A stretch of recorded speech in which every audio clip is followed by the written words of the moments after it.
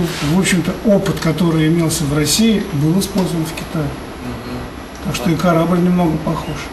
Конечно, у них там своя ракета, своя компоновка, все. Вот. В принципе, они использовали российский опыт. Ага. Китайские инженеры тоже были же? Да. Вам рассказывали уже. И перед этим была группа китайских специалистов, которые занимались освоением подготовки в гидролаборатории. Поэтому я думаю, что это не предел. И еще китайские космонавты придут сюда тоже к нам. Я думаю, что мы будем продолжать это сотрудничество. 중국은 서방 세계의 견제를 받으면서도 러시아와의 공조를 통해 우주 개발 계획을 추진할 수 있었다. 그러나 중국은 계속해서 자립의 길을 걸었고 그 결정체가 선저우 5호다.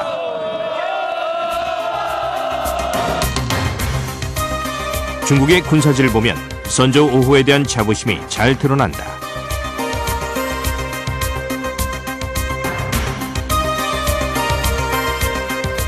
이번 선저우 대성공에는 9.21 계획 등 여러 가지 우주 개발 정책을 일관성 있게 이끌어온 중국 지도부의 의지가 숨어 있었다.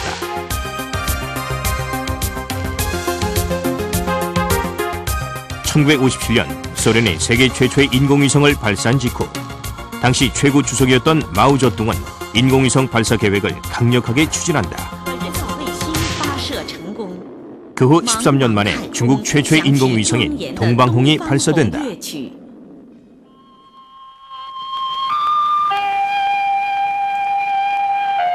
당시 중국은 양탄 1성이 중요한 목표였다. 양탄 1성. 양탄은 64년 원자폭탄, 67년 수소폭탄, 그리고 1성은 70년 인공위성 개발을 뜻하는 이 말은 중국을 세계 무대로 올리려는 중국 지도부의 일관된 신념이었다.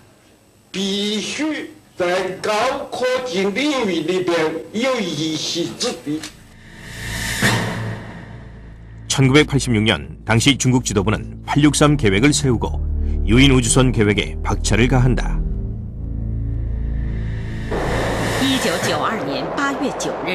그 후 중국은 발사체인 장정에 대한 연구를 독립적으로 진행한다. 발사체란 위성을 탑재해 우주로 쏘아 올려주는 로켓이다.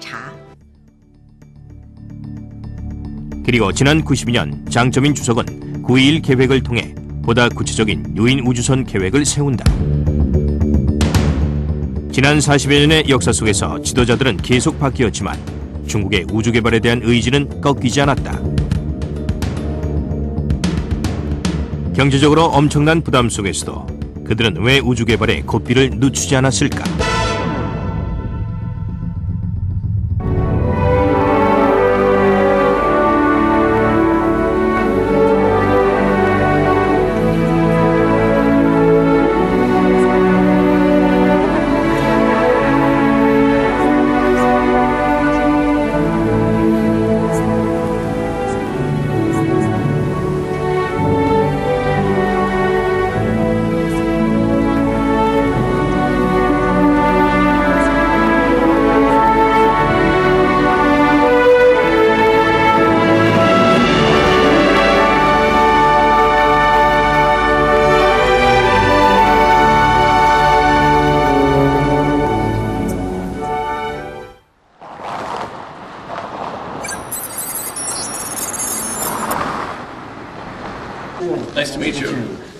미국의 국제전략연구센터인 CSIS의 중국 담당 연구원 제임스 루이스. 그는 중국의 우주개발 계획을 오래전부터 주시하고 있다.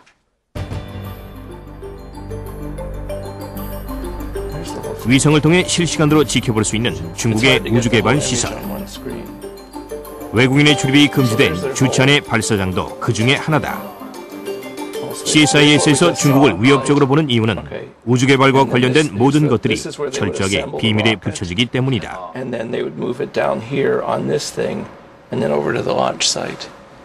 So where we have cooperative relationships with these countries, it reflects the fact that we now know that we are unlikely to ever be military opponents. One of the problems that the U.S. has is the Chinese still keep their space program as a national secret. it's very closely, the civil and military space programs are very closely combined. So it's very difficult to say, I'm going to work with the Chinese civil space program and yet not at the same time work with a military space program that's aimed against the United States. At different types. It looks at the number 선저 5호가 발사된 직후 제임스 루이스는 중국의 우주 개발이 군사적으로 미국에 어느 정도 위협이 될 수 있을지 분석한 보고서를 작성했다. 결론은 중국의 우주 개발이 상당히 군사적인 목적을 갖고 있었다는 것이었다.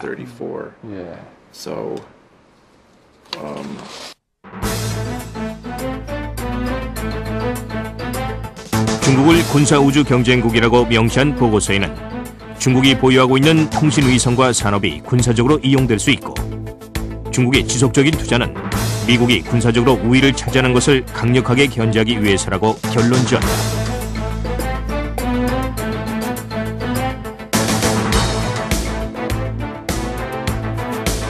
또한 중국은 다른 나라의 위성을 공격할 수 있는 위성과 전자정보를 수집할 수 있는 프로그램을 갖고 있는데 특히 이런 군사적인 목적의 위성 비율이 미국보다 높다고 보고 있다.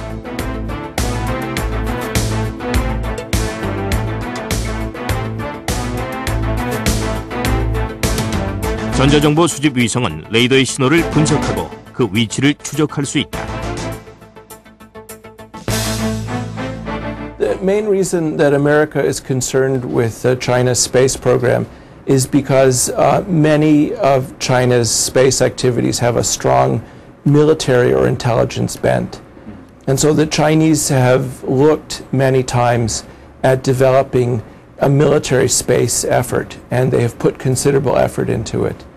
The Chinese have also looked for asymmetric advantage, in other words, damaging America's space assets. So there's a degree of secrecy and of military intent to China's space program that gives some grounds for concern. 지난 10년간 중국은 군사적인 성격의 위성을 지속적으로 쏘아 올렸다.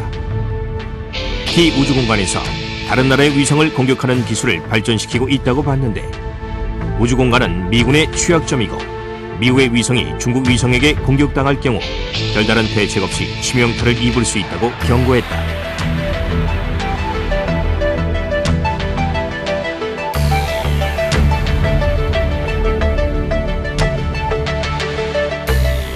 미국의 군사 전문가 제임스 해킷은 선저우 5호 역시 군사적인 목적을 갖고 있다고 보았다.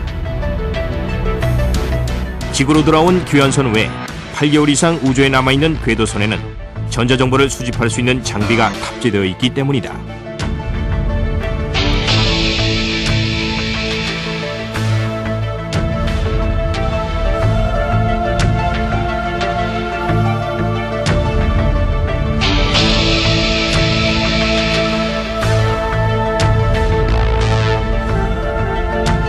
在太空技术方面呢，中国目前来说是完全是和平利用太空，而且呢，在这个2002年的8月份，中国和俄罗斯呢，联合呢，在这个联合签署了一个叫反对太空武器化的这样一个联合的这个文件，其中就提出来呢，就是反对任何国家在太空部署武器的尝試和努力。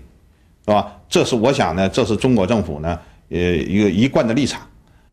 ですから両側面持ってるから、日本としては中国の有人宇宙船というのは科学技術の進歩